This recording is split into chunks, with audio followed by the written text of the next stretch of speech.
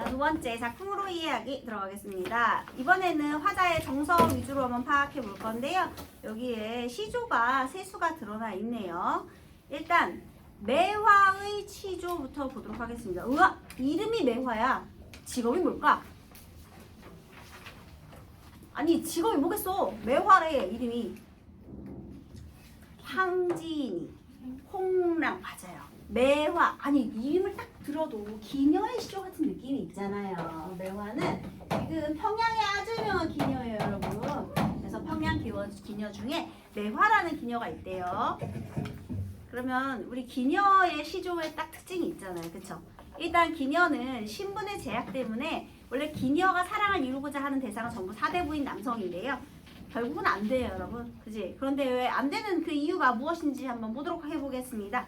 매화 옛 등걸에 봄철이 찾아오니, 여러분 여기에서 매화는 자연물인 매화일 수도 있지만 화자의 이름도 매화네. 그러면 이거는 본인일 수도 있지. 여러분 등걸이 이게 등걸이에요. 이 잘라내고 남은 거 있잖아요. 잘라내고 남은 거 이게 등걸이거든요. 그래서 옛 등걸에 자 매화의 옛 등걸 이거는 매화는 본인일 수도 있고 자연물일 수도 있더라. 이렇게 두 가지 이상 해석되는 걸 혹시 무슨 표현법이라고 불러주죠? 중의적인 표현법이라고 해요. 그래서 여기에 있는 이 매화는요. 자연물로서의 매화일 수도 있고요. 화자 자신으로서의 매화일 수도 있어요. 자, 매화 옛 등걸에 봄철이 돌아왔어요. 시에서 계절적인 배경이 등장하면 얘가 무슨 의미가 있을까를 한번 생각을 해보는 거예요. 얘가 여기죠. 여기에서 피던 가지에 핌즙도 한다마는 자 뭐가? 매화가 핌즙도 한다마는 자 그러면 지금 화자의 상태는요. 현재 처지는 매화의 등걸 잘린 상태죠. 그치? 그래서 자 매화의 옛 등걸 지금 이게 현재 화자의 처지예요. 그런데 봄이 됐어요. 봄이라는 건요. 꽃 필 수 있는 가능성의 계절.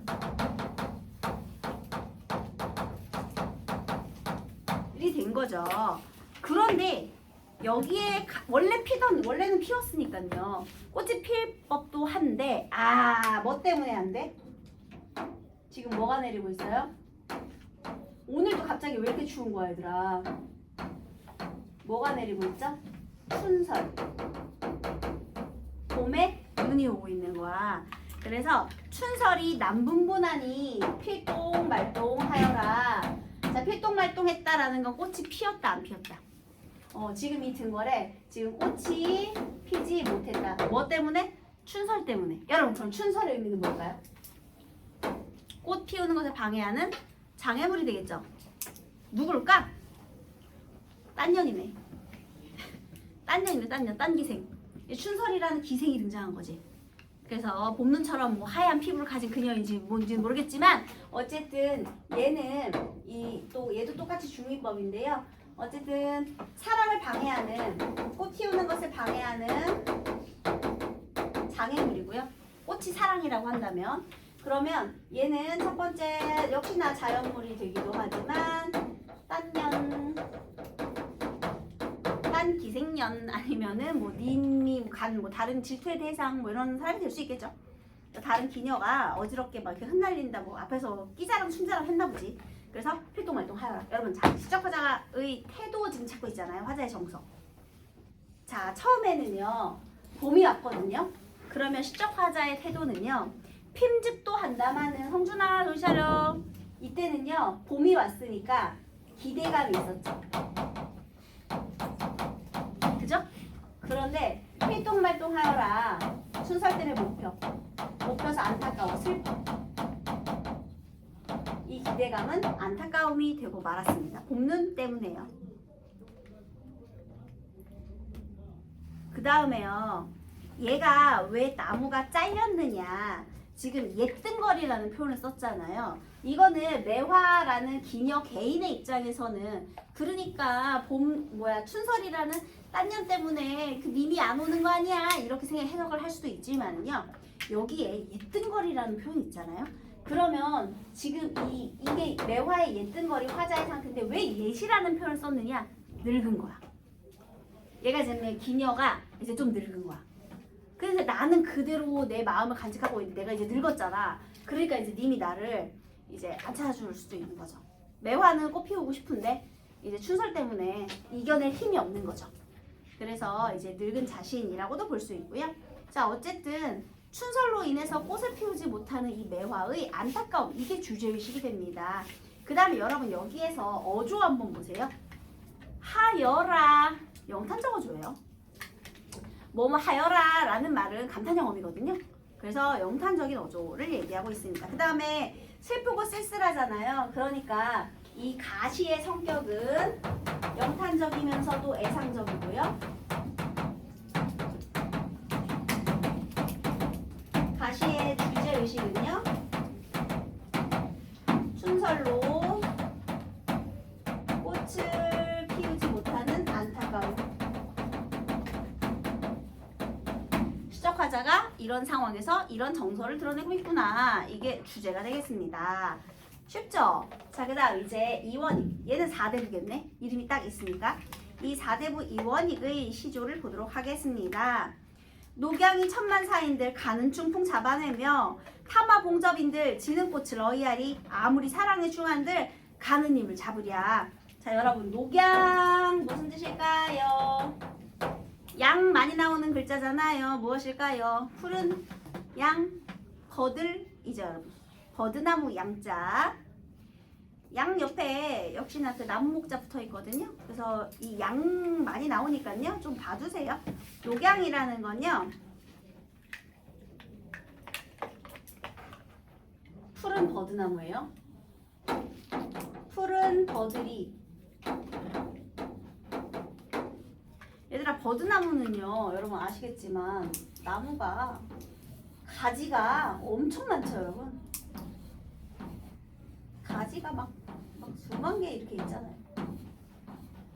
이렇게 있잖아. 그러니까 천만사,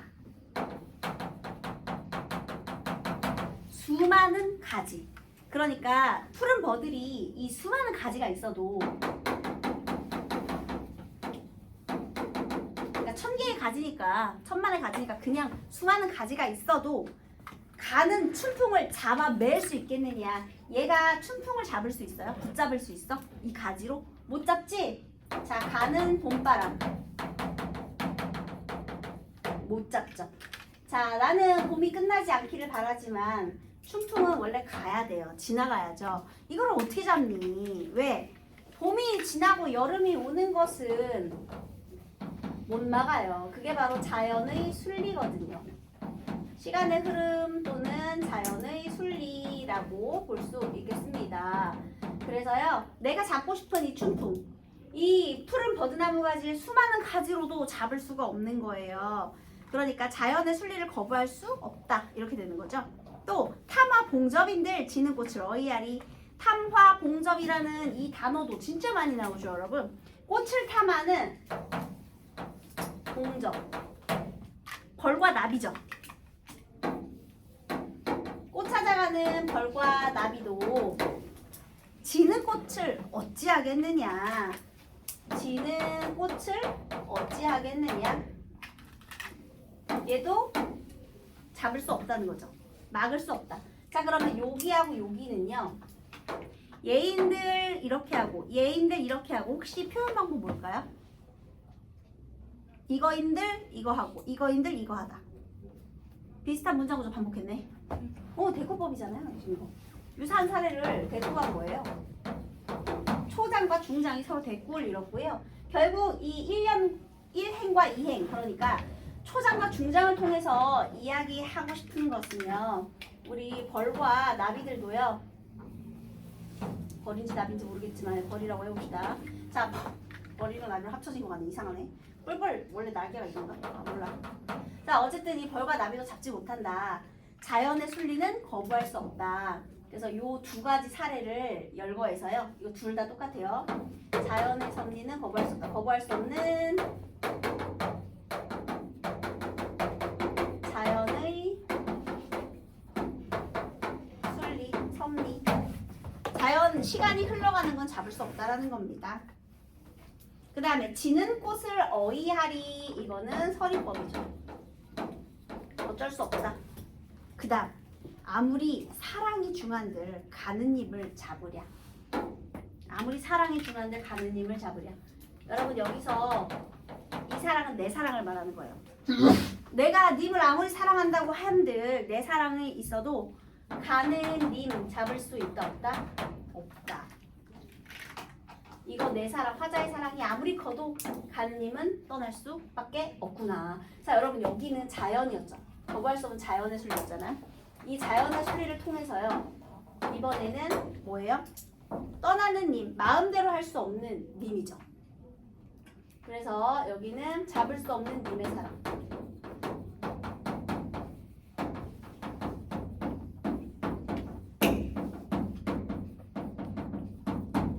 자 여기서요. 자연의 순리를 통해서요. 결국은 이 자연을 통해서 여기는 자연이었죠. 화자의 태도를 드러내고 있죠. 유추라고 해도 괜찮아요. 자연의 섭리를 통해서요. 내 마음을 깨달은 거죠. 선경, 후정 어때요? 괜찮지? 녹양 받고 봉적 본 거잖아. 그리고 이제 내 마음을 얘기했잖아. 성경 후정으로 해도 돼요. 외부 세계를 보고 내 마음의 세계를 얘기했다. 이렇게 해도 되고요. 그 다음에요. 화자의 태도. 일단 여기서도 가는 님을 잡으랴. 이것도 설이잖아요. 가는 님을 붙잡지 못한다. 설인데요. 중요한 건 시적 화자의 우리 태도 봐야 되니까. 그러니까 어떻게 한다는 거야? 체념의 태도죠. 어쩔 수 없다. 슬프지. 이별의 슬픔과 체념.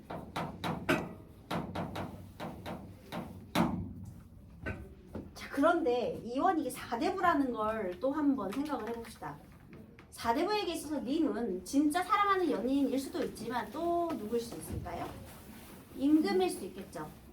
임금의 은총이 더 이상 나에게 있지 않으니 내가 어떻게 하겠는가? 내가 어찌 임금의 마음을 붙잡아 둘 수 있겠는가? 이렇게도 볼 수 있죠.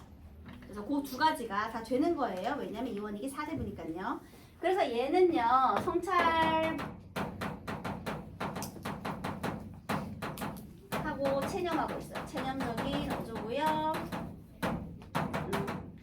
그래서 어떤 자연의 섭리는 거부할 수가 없다. 그래서 자연의 섭리를 통해 깨닫는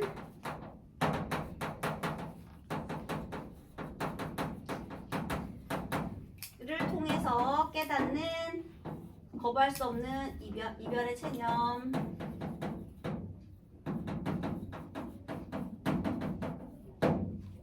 이별에 대한 체념의 태도 이렇게 되겠습니다. 좀 더 간단했으면 그냥 피할 수 없는 이별 뭐 이렇게 해도 되고요. 자연의 섭리를 통해 깨닫는 님의 거부할 수 없는 이별의 뭐 슬픔 뭐 이렇게 해도 되고요. 이렇게 써놓으면 이렇게 주제가 되겠죠. 자 그다음 작가미상의 사설시조예요. 볼까요? 여기는 이제 뭐 안타까움, 체념 이런 정서였다면 얘를 볼게요. 사랑, 고고이 맺힌 사랑 AABA 되겠네요. 사랑, 고고이 맺힌 사랑 이렇게 하면 AABA 해도 돼요. 자 그 다음에요. 사랑 어떤 사랑이야? 고고히 맺힌 사랑이에요. 그 다음에 온 바다를 두루 덮는 그물같이 맺힌 사랑. 또 왕십리 답십리라 참외 넝콜 수박 넝콜 얼커지고 틀어져서 골골이 뻗어가는 사랑. 지금 사랑을 반복했죠. 그런데 이 사랑이 도대체 어떤 사랑이냐. 일단 고고하게 맺혔대요. 고고 단단한 사랑.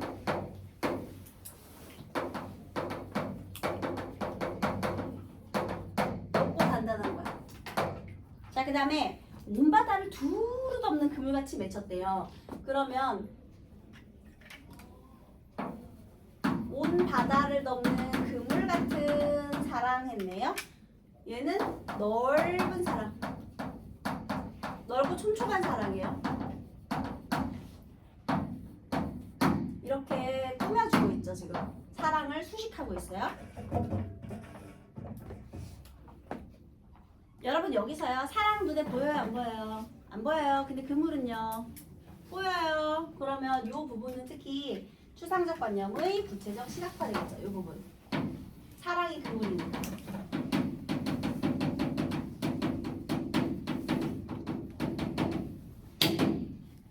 추상적 관념을 구체적인 사물에 빗대어서 표현한 거예요. 왕십리 답십리. 어머나, 왕십리 답십리는 서울에 있는 구체적 지명이거든요. 얘가 여기에서 살았나 봐. 구체적인 지명을 통해서 사실성을 부여하죠. 거기서 진짜 연애하고 있는 어떤 누군가인 것 같고요. 거기에 이제 참외 넝쿨, 수박 넝쿨. 옛날에 여기 참외밭, 수박밭이 많았나 봅니다. 그래서요, 참외 넝쿨과 수박 넝쿨이 얼거지고 틀어져서 골짜기마다 뻗어가는 사랑. 얘들아, 넝쿨이 막 얽혀졌대요. 그러니까 이거는 이 사랑은 또 어떤 사랑이냐면 단단히 얽혀있다.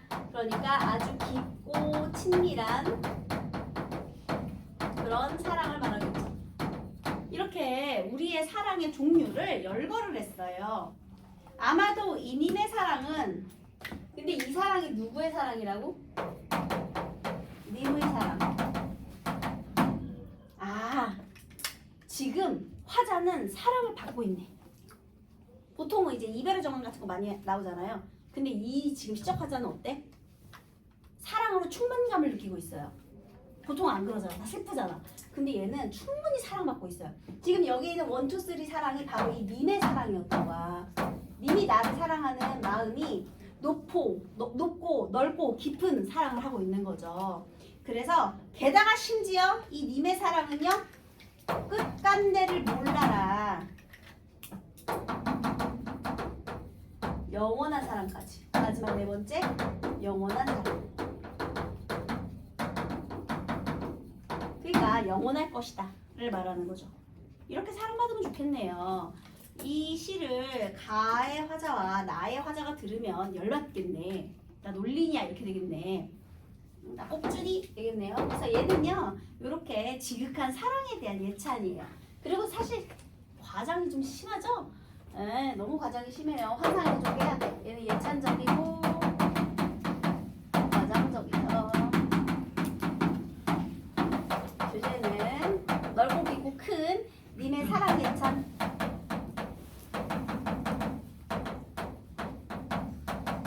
네, 말은 예찬인데 사실은 자랑하는 거죠. 네, 그런 내용이 되겠습니다. 자, 이제 표현상의 특징을 한번 보겠습니다. 가는 감탄형 어미로 문장을 종결하여. 감탄형 어미 어디 있어요? 삐뚤말뚤 하여라. 시적 상황에 대한 정서를 강조한다. 시적 상황은 뭐예요? 추설 때문에 꽃이 피지 못하는 상황에 대한 정서, 안타까움을 강조. 어유, 맞죠? 기억은 맞는 소리고요. 그 다음에 니은, 나는 대꾸를 이루는 초장과 중장을, 대꾸를 이루는 초장과 중장을 점층적으로 연결했다. 에헤이, 이게 어떻게 점층이야? 점층은 A 플러스 B, A 플러스 B 플러스 C 이렇게 가야 점층이지 얘들아. 이거는 그냥 열거한 거예요. 그래서 나열한 거지 점층이 아니라서 틀린 거예요. 그래서 2번 틀렸고요. 이거는 뭐 굳이 고르자면 적절하지 않은 건 그 이유는 점층적이지 않다 이렇게 쓰면 되겠네. 점층 X 하면 되겠네요. 그 다음에 3번, 다는 비가시적이고 추상적인 대상 뭐겠니? 사랑. 가시적이고 구체적인 물질, 그물 되겠죠. 아니면 수박 넝쿨 해도 되고요. 그래서 그렇게 형상화를 했고요. 이거 맞는 소리. 그 다음에 다는 동일한 시어를 수식하는 다양한 구절을 만들어. 이거죠? 요 바로 했던 거. 어떤 사람, 어떤 사람. 이에 대한 화자의 정서를 부각한다. 사랑을 예찬하는 태도. 맞네요. 그래서 정답이 이 니은이었습니다. 니은 틀렸고요. 그 다음에 이번에 보기도 읽어볼게요. 가와 나는 모두 자연물을 소재로 내세우고 있지만 자연물과 화자의 관계는 달리 나타난다. 그래서 자연물과 화자의 관계가 달라요. 가와 나에서요. 가에서 매화나무는 화자가 응시하는 대상으로서 매화나무의 현재 상태를 묘사하면서 꽃을 피우지 못하는 데 대한 안타까움이라는 정서를 드러낸다. 그죠? 현재 등거리에 꽃이 피지 못해요. 또 나에서 자연물은 인간의 삶을 비추는 거울의 역할을 맡고 있다. 녹양이 춘풍을 잡지 못하고 봉접이 낙화를 막지 못하는 자연 현상으로부터 사랑하는 사람과의 이별을 막을 수 없다는 이치를 유추함으로써. 맞죠? 자연을 통해 인간 삶을 성찰하고 깨닫게 되었다. 이런 얘기입니다.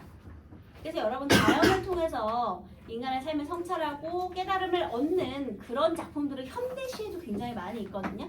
그래서 그런 것들도 유추라는 것도 기억해 주세요. 그건 아시죠? 단어와 단어를 빗대면 비유, 상황과 상황을 빗대면 유추가 되겠습니다. 자, 일단 3번의 보기 볼게요. 얘는 보기의 문제를 좀 잘 읽어보세요. 시간은 하루, 한 달, 1년 등을 단위로 반복적으로 순환하는 한편 과거, 현재, 미래는 순차적 연속적으로 이어지며 한 번 흘러간 시간을 되돌릴 수 없다는 불가역성을 지닌다. 시간 의식은 이와 같은 시간에 대하여 인간이 의식하는 방식과 태도인데요. 야, 말 되게 어렵게 해놨지? 과거, 현재, 미래를 어떻게 생각하고 있느냐? 이 얘기를 이렇게 어렵게 해놓은 거예요. 그 말 되게 어렵게 하잖아. 이게 원래 평가원 이런 거 되게 좋아해. 간단하게 생각하세요, 여러분. 어렵게 생각할 필요 없어. 단어에 너무 목매지 말고 그냥 여기서 시간 의식이라는 것이 뭐냐? 시간에 대해 인간이 의식하는 방식과 태도. 그러니까 그냥 과거, 현재, 미래에 무슨 생각하고 있니? 이거를 이렇게 어렵게 해놓은 거야. 다시 서정시에서는 시간을 알려주는 어휘나 문법적 표지인 시제를 단서로 해서 한마디로 뭐 시간을 알려주는 어휘나 문법적 표지인 시제를 단서로 하면 과거, 현재, 미래를 알 수 있겠죠? 그래서 그 과거, 현재, 미래에 대해 시간의식에 접근할 수 있다. 시간의식은 태도라니까. 그러니까 또 반복한 거야. 과거, 현재, 미래에 대해서 무슨 생각하니? 이거를 이렇게 어렵게. 다만 특정한 시간과 무관하게 항상적이고 보편적으로 일어나는 일은 현재화하여 표현하는 것이 일반적이므로 이 경우에 과거 혹은 미래와 대비되는 현재는 또 다른 의미가 된다.